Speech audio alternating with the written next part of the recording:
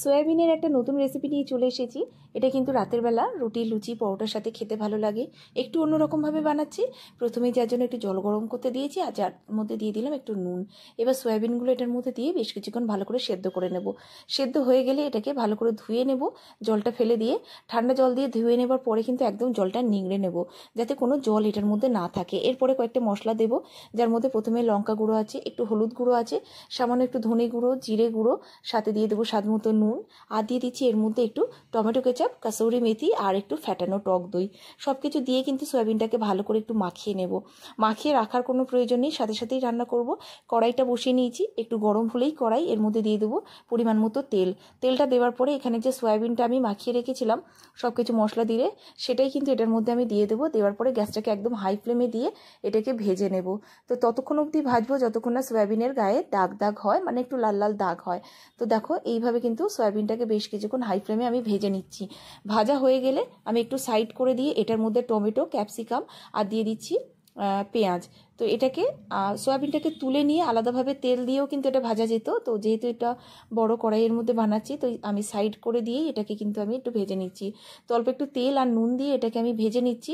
তো সাইডে নেবার পরে কিন্তু সব কিছু একসাথে করে আবারও আমি হাই ফ্লেমে নাড়াচাড়া করব। তো দেখো সব কিছু একসাথে করে একটুখানি নাড়াচাড়া করে নিচ্ছি। এরপরে আমি অন্য একটা পাত্রের মধ্যে একটুখানি বেসন ড্রাই রোস্ট করে নিচ্ছি, বেশি না, 1 চামচ মতো। এটাকে একটু নাড়াচাড়া করে ড্রাই রোস্ট করে নেবার পরে এটাই কিন্তু আমি যে সয়াবিন আর যে সবজিটা ভেজে নিয়েছিলাম সেটার মধ্যে দিয়ে দিলাম। আর সামান্য একটু গরম জল এটার মধ্যে অ্যাড করে দিচ্ছি। দেওয়ার পরে কিন্তু এটাকে ভালো করে কিন্তু হাই ফ্লেমে আবারও আমি মিশিয়ে নেব। তাহলে কিন্তু একটু মাখা মাখা হয়ে যাবে। আর এটাকে এইভাবেই কিন্তু নাড়াচাড়া করতে হবে। বেশ কিছুক্ষণ নাড়াচাড়া করার পরে এটার মধ্যে আমি দিয়ে দেবো বেশ কিছুটা মশলা। তো মশলার মধ্যে আবারও একটু আমি কাশ্মীরি লাল লঙ্কা গুঁড়ো দিয়ে দিচ্ছি, সামান্য একটু ধনে গুঁড়ো দিয়ে দিচ্ছি, আর দিয়ে দিচ্ছি এখানে গরম মশলা গুঁড়ো, চিনি আর কাঁচা লঙ্কা। তো সব কিছু দেওয়ার পরে কিন্তু আবার একটুখানি মিশিয়ে নিয়ে এটার মধ্যে পরিমাণ মতো গরম জল দিয়ে দিচ্ছি। জলটা কিন্তু খুব বেশি যাবে না, বুঝে জলটা দিতে হবে, যতটা কিনা গ্রেভি রাখবে সেই বুঝে। তো এখানে পরিমাণ মতো গরম জল দিয়ে এটাকে ভালো করে মিশিয়ে কিন্তু আমি ঢাকা চাপা দিয়ে রেখে দেবো। দিয়ে এটাকে কিন্তু আমি হতে দেবো রান্নাটা। তো বেশ কিছুক্ষণ এইভাবে ঢাকা চাপা দিয়ে রাখার পরে কিন্তু রান্নাটা একেবারেই কমপ্লিট হয়ে যাবে। একটু নুনটা কম লাগছিল, তাই এখানে নুনটা অ্যাড করে মিশিয়ে দিলাম।